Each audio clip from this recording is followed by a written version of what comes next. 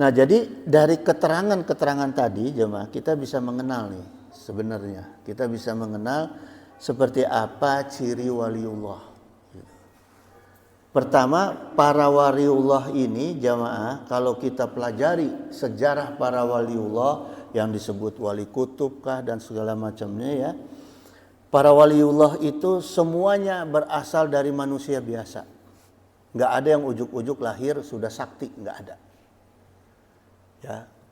Kalau Rasul, kalau Nabi kan Rasulullah dari kecil sudah dijaga ku Allah. Kalau waliullah enggak. Dari kecil memang dia kehidupannya biasa seperti manusia biasa ya. Kemudian meningkat setelah agak dewasa, meningkat berangkat menjadi ahli sufi. Ya. Ahli tasawuf. Baru kemudian menjadi ahli tarekat dan tingkat derajat terakhir adalah menjadi wali gitu ya. Nah, itu sisi perjalanan waliullah. Yang kedua, seorang waliullah itu dia akan menghiasi lahiriahnya dengan syariat supaya kalbunya itu bercahaya ya. Walaupun caranya beda-beda. Nah, para waliullah ini caranya itu beda-beda jemaah. Jadi ini ciri-ciri yang bisa kita ambil ya. Kita bisa lihat gitu. Walikuli wahidihim tarikum min turukin gitu. Mereka para ahli sufi itu ya, yang sudah mencapai tingkat waliullah itu punya cara tarekat masing-masing. Gitu. Jadi cara tarekatnya masing-masing. Pada intinya adalah yakhtaruhu fayakunu min zawasila gitu. Mereka milih cara untuk mengantarkan dirinya menuju jalan yang terang, ya, yang diridhoi ku Allah. Jalan yang terang tadi yang ridho Allah dan ilmu Allah ya.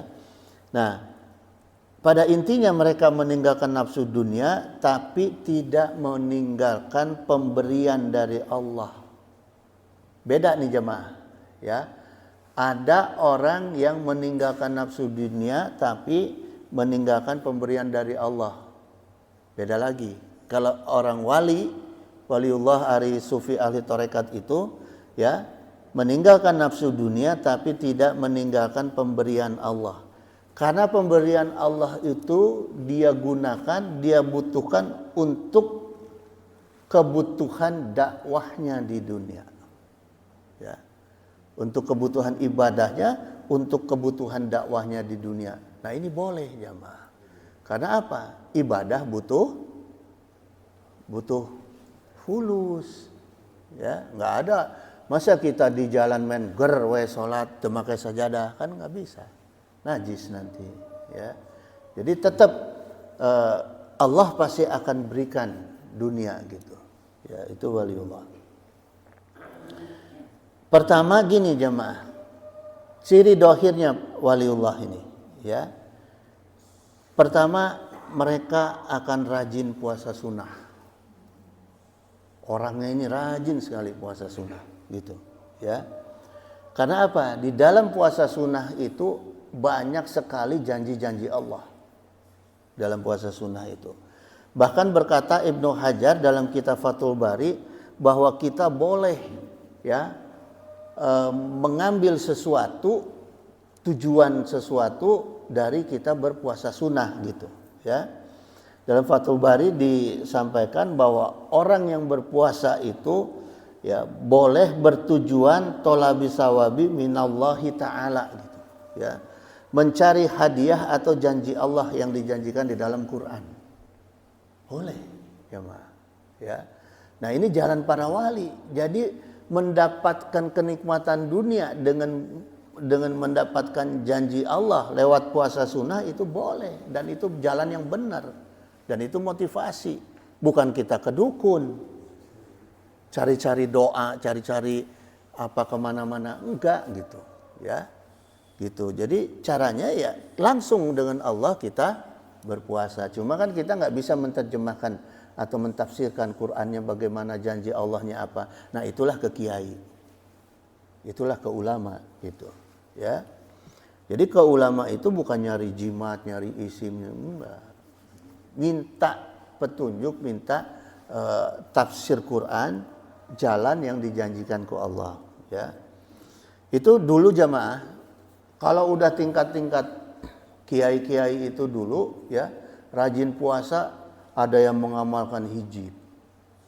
Mulai dari hijab barki, hijab bahar, ya, hijab maghribi segala macam. Dan itu pakai puasa. Nggak ada yang nggak pakai puasa, semua pakai puasa. Gitu.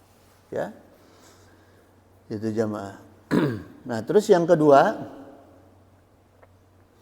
cirinya ahli sufi itu, ya, ahli torekat yang sudah mencapai derajat waliullah itu, kajulisihi bainal anami murabian. Mereka itu duduk seperti duduk di antara dua tidur sambil mengajar. Nah ini, ya, maknanya adalah gini jamaah.